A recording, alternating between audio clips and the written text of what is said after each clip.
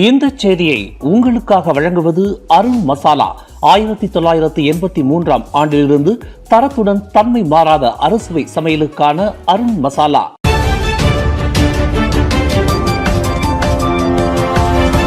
வணக்கம். திசைகளின் ஒரு மணி செய்திகள். BMW கார் சர்ச்சைக்கு முற்றுப்புள்ளி வைத்த அன்வார், தமக்கு எதிராக பரப்பப்படும் பொய்யான தகவல் என குற்றச்சாட்டு. தமது சொந்த பயன்பாட்டிற்காக ஆடம்பர BMW கார் ஒன்றை வாங்கியதாக சமூக ஊடகங்களில் பரவி வரும் குற்றச்சாட்டை பிரதமர் டத்தோசரி அன்வார் இப்ராஹிம் திட்டவட்டமாக மறுத்துள்ளார். ஏழைகளுக்கு உதவ வேண்டும் என்று பேசும் அன்வார் புதிதாக ஆடம்பர BMW கார் வாங்கியுள்ளார் என சில தரப்பினர் குற்றச்சாட்டுகளை முன்வைப்பதாக கூறியுள்ள அன்வார், அந்த கார் தனக்கு சொந்தமானது அல்ல என்று தெரிவித்துள்ளார். மேலும் தமக்கு எதிராக பரப்பப்படும் உண்மைக்கு புறம்பான வதந்திகளை மக்கள் நம்ப வேண்டாம் என்றும் அவர் கேட்டுக்கொண்டுள்ளார். மேலும் அது ஒரு பழைய வாகனம், ஏன் இப்படி பொய்யான தகவல்களை பரப்புகிறார்கள் என நேற்று சங்காராங்கில் நடைபெற்ற யோக் மரியா ஜொஹூர் உண்டி ஹரப்பான் நிகழ்ச்சியில் பங்கேற்ற அன்வார் மக்கள் முன் கேள்வி எழுப்பியுள்ளார். மேலும் தற்போது தாம் பயன்படுத்தி வரும் மெர்சடிஸ் பென்ஸ் காரானது மாட்சிமை தங்கிய மலேசிய மாமன்னர் சுல்தான் இப்ராஹிம் வழங்கிய பரிசு என்றும், அந்த வாகனம் தனது தனிப்பட்ட பெயரில் அல்லாமல் பிரதமர் துறையின் பெயரில் பதிவு செய்யப்பட்டுள்ளதாகவும் அன்வார் விளக்கமளித்துள்ளார். இதனிடையே பிரதமர் துறையும் சடங்குகள் ஏற்பாடு மற்றும் அனைத்துலக மாநாட்டு செயலக பிரிவான பியூபாவும் கடந்த திங்கட்கிழமை வெளியிட்ட அறிக்கையில், அண்மையில் பிரதமர் பயன்படுத்திய BMW வாகனம் அரசாங்கத்தால் புதிதாக வாங்கப்பட்ட அதிகாரப்பூர்வ வாகனம் அல்ல என்றும், ஏற்கனவே அரசாங்க சொத்தாக இருந்த வாகனமே என்றும் விளக்கமளித்துள்ளது குறிப்பிடத்தக்கது.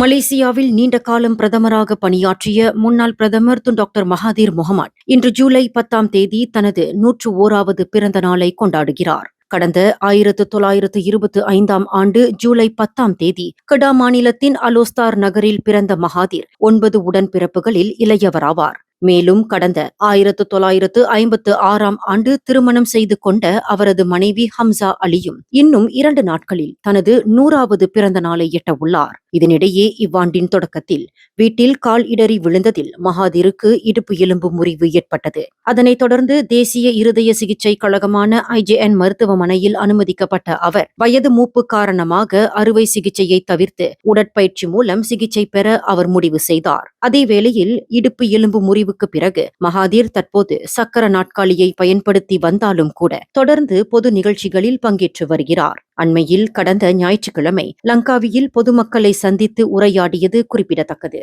இதனிடையே பிரதமர் டத்தோசரி அன்வார் இப்ராஹிம் மகாதீருக்கு பிறந்த நாள் வாழ்த்து தெரிவித்துள்ளார். 101வது பிறந்த நாள் நல்வாழ்த்துக்கள்.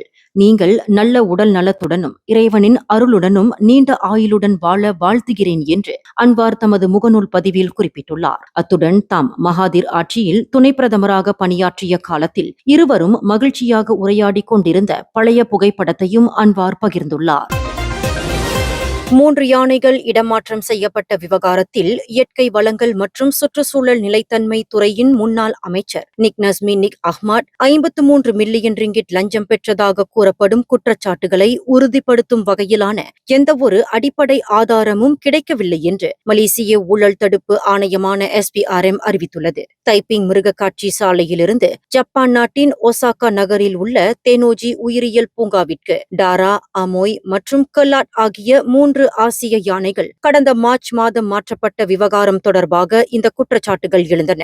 இவ்விரு நிறுவனங்களுக்கும் இடையிலான 25 ஆண்டு கால உத்திசார் பாதுகாப்பு, கல்வி மற்றும் ஆராய்ச்சி ஒப்பந்தத்தின் அடிப்படையில் இந்த இடமாற்றம் மேற்கொள்ளப்பட்டது. இந்நிலையில் முன்னாள் அமைச்சர் அல்லது அவருடன் தொடர்புடைய எந்த ஒரு நிறுவனமும் சந்தேகத்திற்கிடமான வகையில் பண பரிமாற்றங்கள் எதையும் மேற்கொள்ளவில்லை என்பது விசாரணையில் தெரியவந்துள்ளதாக SPRM தலைமை ஆணையர் டத்தோசரி அப்துல் ஹலீம் அமான் தெரிவித்துள்ளார். இருப்பினும் இவ்வழக்கு தொடர்பாக 4 சந்தேக நபர்கள் மீதான விசாரணை தொடர்ந்து நடைபெற்று வருகிறது என்றும், அத்துடன் நிதி மற்றும் வங்கி சார்ந்த ஆய்வுகளும் மேற்கொள்ளப்பட்டு வருவதாகவும் SPRM தலைமையகத்தில் நடைபெற்ற செய்தியாளர்கள் சந்திப்பில் அப்துல் ஹலீம் அமான் தெரிவித்துள்ளார்.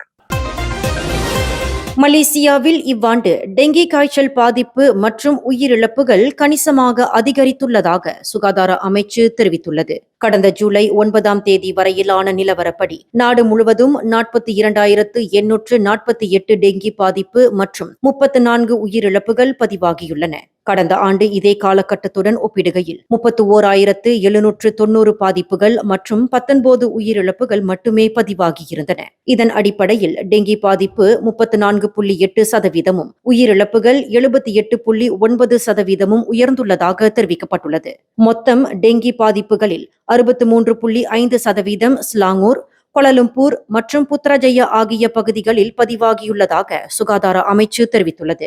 இந்நிலையில் டெங்கி பரவலை கட்டுப்படுத்த கண்காணிப்பு நடவடிக்கைகள், கொசு ஒழிப்பு பணிகள் மற்றும் சமூக விழிப்புணர்வு முயற்சிகள் மேலும் தீவிரப்படுத்தப்பட்டு வருவதாகவும் அமைச்சு குறிப்பிட்டுள்ளது.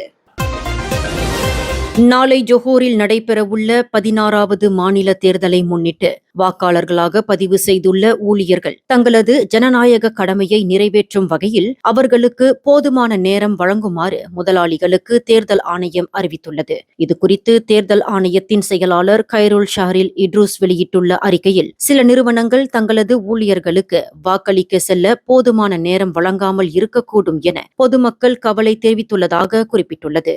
மேலும் 1954ஆம் ஆண்டின் தேர்தல் குற்றங்கள் சட்டத்தின் பிரிவு 25 விதிமுறைகளை அனைத்து முதலாளிகளும் கட்டாயம் பின்பற்ற வேண்டும் என்றும் கைருல் வலியுறுத்தியுள்ளார். வாக்களிக்க செல்வதற்காக ஊழியர்களின் சம்பளத்தில் பிடித்தம் செய்வது, ஊதியத்தை குறைப்பது அல்லது வேறு எந்த வகையிலும் தண்டனை விதிப்பது சட்டப்படி அனுமதிக்கப்படாது என்றும் அவர் எச்சரித்துள்ளார்.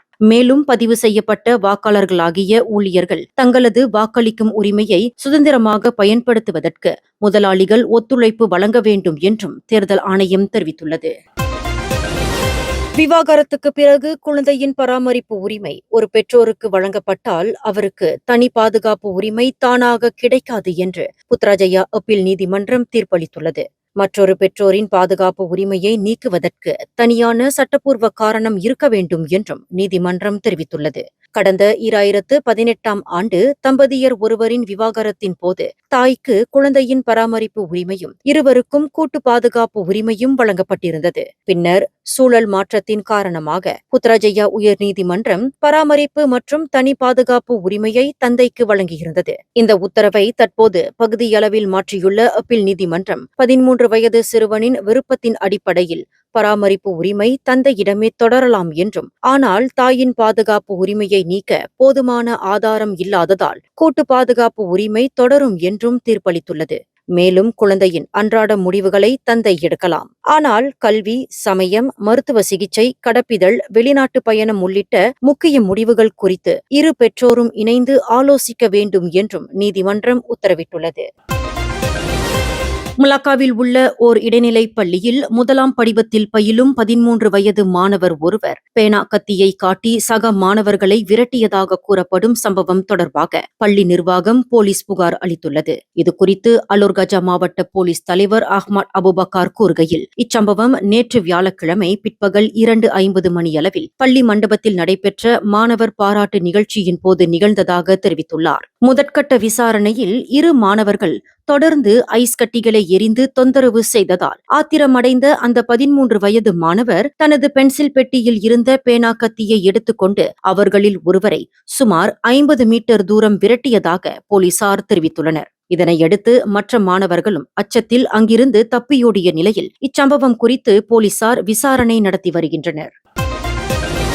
தமிழக முதல்வர் விஜய் நாயகனாக நடித்துள்ள ஜனநாயகன் திரைப்படம் பல தடைகளுக்கு பிறகு வரும் ஜூலை 24ஆம் தேதி வெளியீடு காணவுள்ளது. விஜய் கடைசியாக நடித்த திரைப்படமான ஜனநாயகன் தேர்தலுக்கு முன்பாக வெளியிட முயற்சித்தும் கூட தணிக்கை வாரியம் சான்றிதழ் வழங்கவில்லை.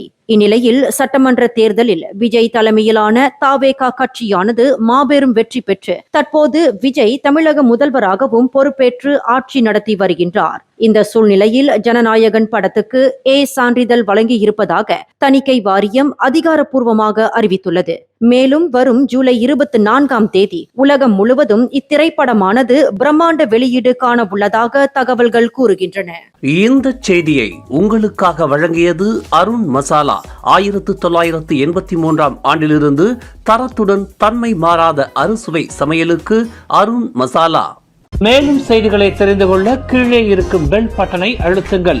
உங்கள் மகிழ்ச்சியை வெளிப்படுத்த லைக் மற்றும் ஷேர் செய்யுங்கள். தொடர்ந்து திசைகளோடு இணைந்திருக்க சப்ஸ்கிரைப் செய்யுங்கள்.